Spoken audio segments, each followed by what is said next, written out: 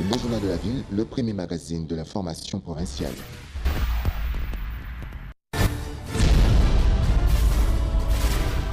Tout de suite, le journal.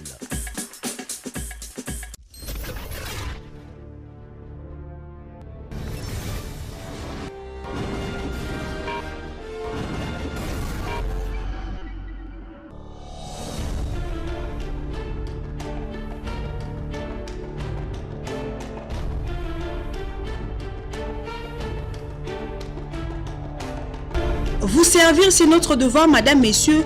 Bienvenue à cette session d'information du Journal de la Ville, dont voici les sommaires. La Commission électorale nationale indépendante CENI tiendra une réunion jeudi prochain avec les 21 candidats à la présidentielle du 23 décembre 2018. Selon Jean-Pierre Kialamba, cette rencontre consistera à évaluer le processus électoral. Kinshasa a abrité la réunion sur la situation sécuritaire qui sévit à Beni et en Ituri. Cette rencontre a mis autour d'une table le Premier ministre et quelques membres du gouvernement central, ainsi que le député national élu de ces coins du pays. Lancement ce mardi à Kinshasa de la 3e édition du Festival du Livre et de la Bible, Félibi sous les thèmes « Livre, c'est mon droit ». Enseignants, élèves et chefs d'établissement étaient présents à cette occasion. Vous aurez les détails de tous ces titres dans ce journal.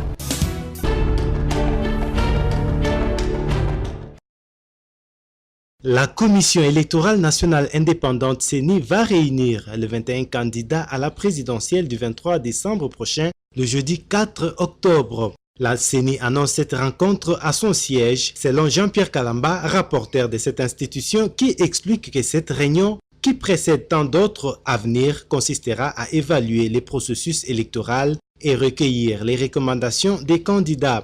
Cette rencontre se tiendra quelques jours après la tenue du meeting de la coalition de l'opposition qui exige le retrait de la machine à voter et l'extraction du fichier des électeurs sans empreinte.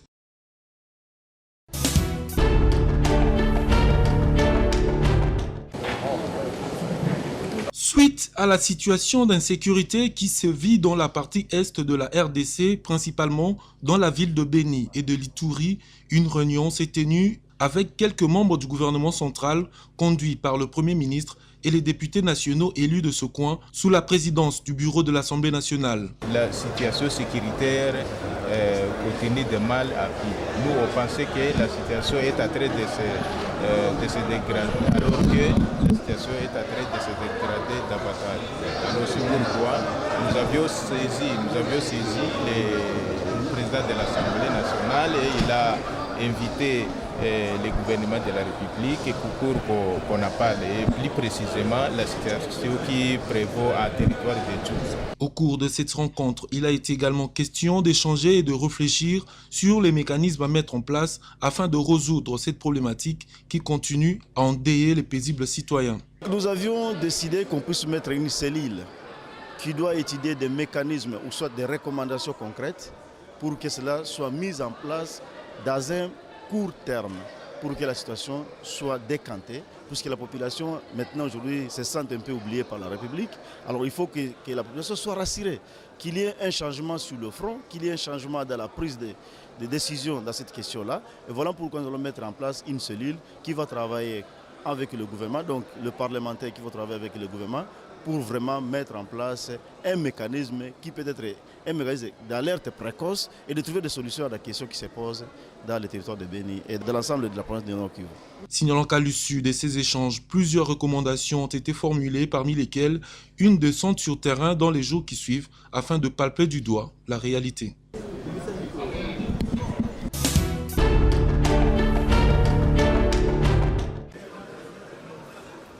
Après sa recevabilité par l'Assemblée plénière, les élus du peuple ont examiné et voté au cours de cette séance la proposition de loi portant création et organisation de l'ordre des ingénieurs en République démocratique du Congo. Et comme le veut la coutume, c'est à l'issue de l'audition du rapport de la commission Aménagement du territoire, moyennant quelques amendements, que les élus du peuple ont procédé au vote. Autre sujet abordé au cours de cette plénière, c'est la loi relative aux échanges et commerce électronique défendue par la même commission et qui a suscité plusieurs préoccupations. Dans le domaine du commerce, comment vous pouvez prouver, apporter la preuve du consentement entre les parties? De droit, c'est difficile. la commission n'a pas été claire dans la loi. C'est pourquoi je vais poser cette question. Les droits applicables entre les parties. Par exemple, les échanges électroniques avec quelqu'un qui est à l'extérieur. Vous allez prouver ça comment? Quels sont les droits applicables? Donc, il faudrait le principe que les parties conviennent, quand ils échangent électroniquement, conviennent effectivement qu'en cas de problème, nous, les droits applicables, c'est tel pays ou c'est la République démocratique du Congo. Au terme du débat, un délai de 48 heures a été accordé à la représentation nationale pour formuler des amendements à soumettre à la commission, laquelle dispose par ailleurs de 7 jours pour les harmoniser.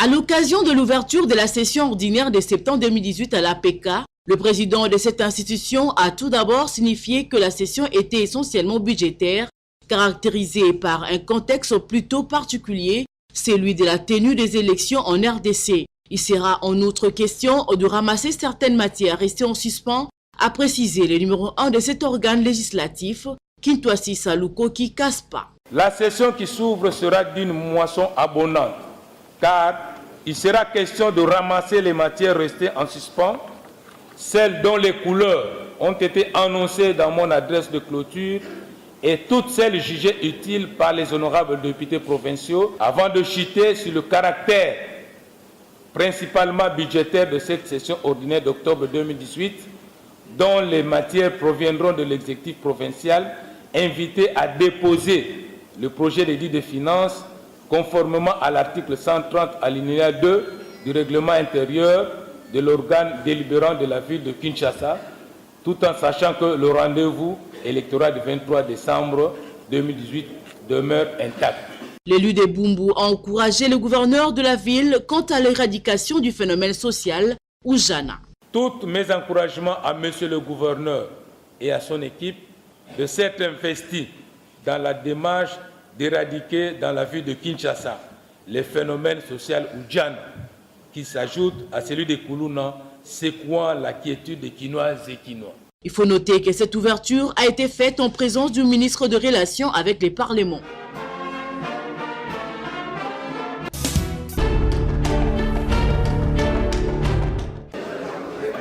Présent lors de la séance d'ouverture de la session ordinaire de septembre à l'Assemblée provinciale de Kinshasa, les élus de Kinshasa ont salué l'allocution du président de cet organe délibérant. L'élu d'Engaliema, William Kano, pour sa part, estime que c'était un mot d'adieu, car c'est la toute dernière session avant les élections. Je fais un bon discours, comme assez souvent ici d'ailleurs, mais je crois, et j'ai comme l'impression que c'est un discours de revoir pour certains et d'adieu pour les autres. Mais c'est vrai que c'est la session de ce moment, de septembre, est une session budgétaire, mais je ne crois pas qu'on va arriver jusque-là. Je ne sais pas si on va contrôler le budget. Nous avons des arriérés, des arriérés parlementaires que nous allons faire en sorte de finir maintenant. Mais quant aux nouvelles matières, je suis sceptique. Henri Toka Bimbakila, lui, est revenu sur les matières importantes qui seront examinées au cours de cette session. Il promet d'initier un projet évaluatif de cette législature. La session, elle est essentiellement budgétaire. Ça, il ne faut pas l'oublier. Quand on dit essentiellement budgétaire, c'est-à-dire la matière principale, c'est l'examen et l'adoption du budget de la ville de Kinshasa, exercice 2019. Et à côté de ces matières, nous avons des arriérés parlementaires, entre autres les rapports des commissions de contrôle et les édits qui sont restés en suspens. Il y a l'édit sur la fonction publique provinciale et d'autres édits sur la sécurité sociale des députés et consorts. Et je dois vous avouer aussi que c'est la dernière session de cette mandature et qui sera marquée par une activité que je vais proposer à l'Assemblée qui sera en fait un bilan évaluatif, n'est-ce pas, du patrimoine de la ville de Kinshasa. Nous pensons mettre en place une commission chargée d'enquêter sur l'immobilier de la ville de Kinshasa. Celui qui est spolié, celui qui est en voie de spoliation et ceux qui sont dans le contentieux juridictionnel. Nous devons laisser un tableau clair, n'est-ce pas, de biens immeubles appartenant à la ville de Kinshasa. Fini les vacances parlementaires et bonne rentrée à tous les élus de la ville-province de Kinshasa.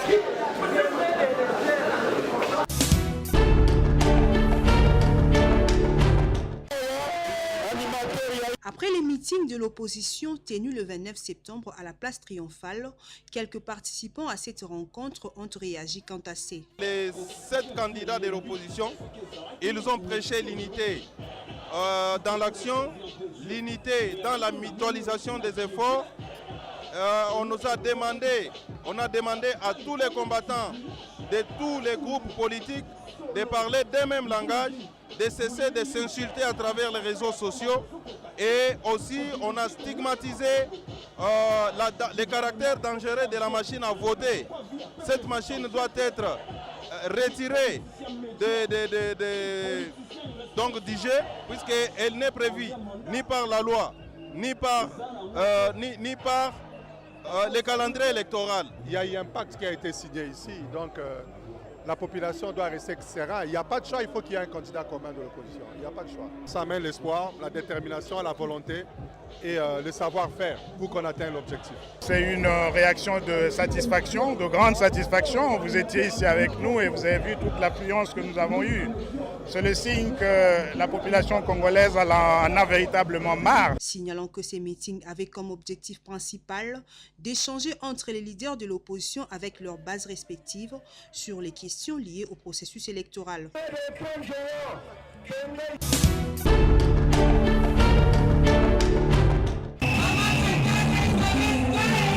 Les femmes du Front de Libération Nationale du Congo, FNLC, dont le système neutraliste indépendant, ont célébré avec faste la journée du 1er octobre dédiée à la création de la femme, 50 ans après l'existence de l'homme. Kalambay Madeleine Dembo a exhorté les mamans de la RDC à prendre courage et de propager partout l'origine de la femme. Dans son mot, Tchama Bangui Brigitte a évoqué l'origine de cette dernière, mais tout en insistant sur la transition et la libération de leur leader. Que les autres femmes non révélées puissent aussi remercier l'Éternel Dieu pour la journée du 1er octobre, qui est celle de la création de la femme à côté de l'homme. Avec la naissance de l'enfant, ils formèrent l'administration terrestre. C'est par la transition de notre République dans le point que nous-mêmes femmes avons choisi lors de cette conférence, nous retirerons cette humiliation. Raison pour laquelle nous, femmes du Haut Conseil national de la transition, en particulier, et de la République démocratique du Congo en général, exigeons la libération sans condition de son Excellence Kapens Eli Kanimbu. L'administrateur général du FNLC n'est pas en reste, il soutient aussi la démarche de femmes. Les mamans doivent se souvenir de la création, de leur création. C'est pourquoi vous avez vu cette fête d'aujourd'hui. Pour sa part, Kataka Elisabeth Kaembe demande aux Congolaises de connaître leur origine et d'en informer le monde entier. L'enseignement na biso bayebisa biso mwasi abotama le 1er octobre tata Nzambe asalaye yango siko biso ba mama ya FLNC tokomi ko fêter moi eza anniversaire na biso ba mama. Cette grande célébration a connu la présence des invités hommes et femmes venus de différentes provinces.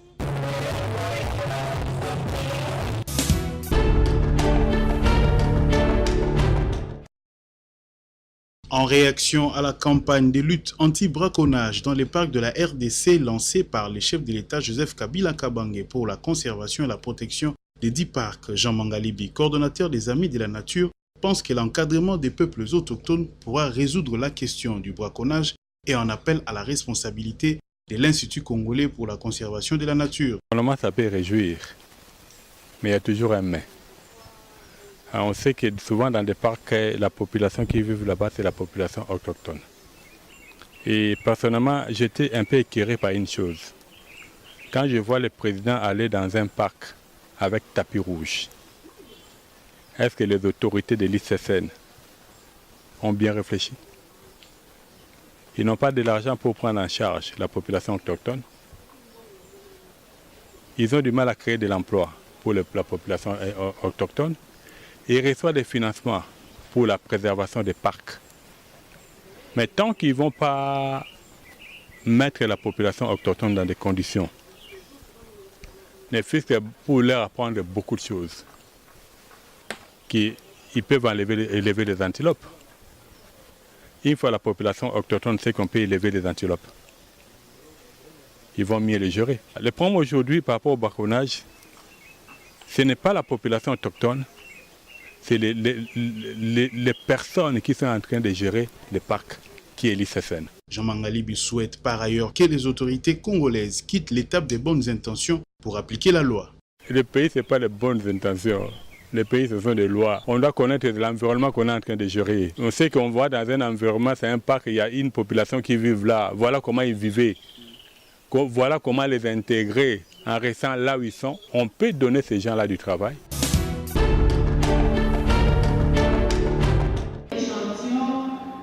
Lancement ce mardi 2 octobre à Kinshasa de la 3e édition du Festival du livre et de la Bible, Felibi, sous le thème « Lire, c'est mon droit ».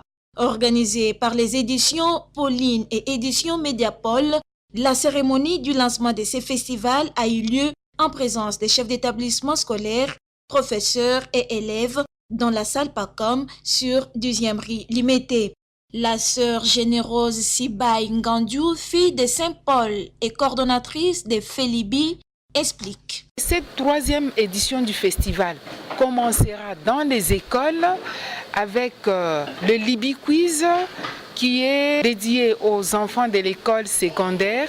Et dans ces Libi Quiz, ils sont appelés à produire des dissertations ou des rédactions qui vont les aider à passer d'abord cette première phase qui est la phase éliminatoire et ça les conduira jusqu'au pré-finale et à la finale qui auront lieu du 23 au 28 avril. Mais que veulent les Sainte Pauline et Saint-Paul en initiant ce festival Felibi? Nous voulons donner aux enfants le goût de la lecture pour que chaque enfant sache que moi, pour que je puisse être quelqu'un dans la société, je dois apprendre à lire, à me cultiver.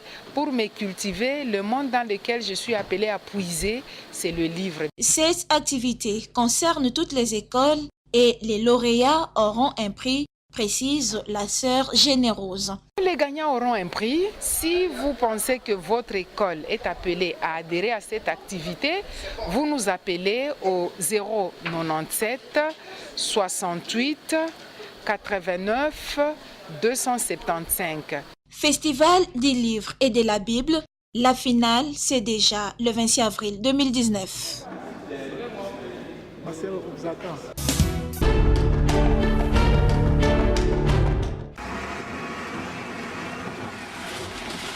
L'équipe d'assainissement Kinpropre n'est pas là seulement pour rendre Kinshasa propre, mais aussi pour remettre en ordre les titres de propriété selon les instructions des autorités compétentes. Le samedi 29 septembre, cette équipe d'assainissement chapeautée par le capitaine Nana Mayamba s'est dirigée à Kimwenzagar dans la commune de Mongafula où elle a remis acquis des droits la concession Kangavu appartenant à un compatriote et vendue illégalement par le chef coutumier de ces groupements. Avertie à l'avance, la population de cette contrée a vu le bulldozer de l'hôtel de ville démolir toutes les constructions anarchiques se trouvant sur cette terre. Un motif de tristesse pour les uns et de satisfaction pour les autres. toyebisa bakolo bapangu biso toaba locataire toana liloba koloba devant bakolo mapangu te batala kolala na biso libanda ndenge tolala libanda boye batala ka likumboye vraiment eza kama wa mingi de bamususu pour la population eza kota sika na ba problème be bana kase yeli biso ozongele ke de la zero abalo pesa biso ba prévu babalo ya batandeka babalo ya babalo ko conseiller biso mais tellement o bandandaki makambo na bango na ndenge moko ya kimia bongo oyo azake azaki nete kolie mais yango wana tozomona kaka babandaka ezobuka lelo tosepeli mingi topesi nzambe merci kangafu peut être félicité et penza. On est content, je crois qu'il y a beaucoup de gens qui sont contents parce que là, moi j'ai ma ferme ici à côté. On était tout le temps menacés par ce monsieur là qui a vendu les terrains à tout le monde là. Et puis là on est content, au moins il a récupéré ce qui lui revient. L'homme prudent voit les mal de loin. La prudence est exigée en matière d'achat des terres pour ne pas subir les conséquences plus tard.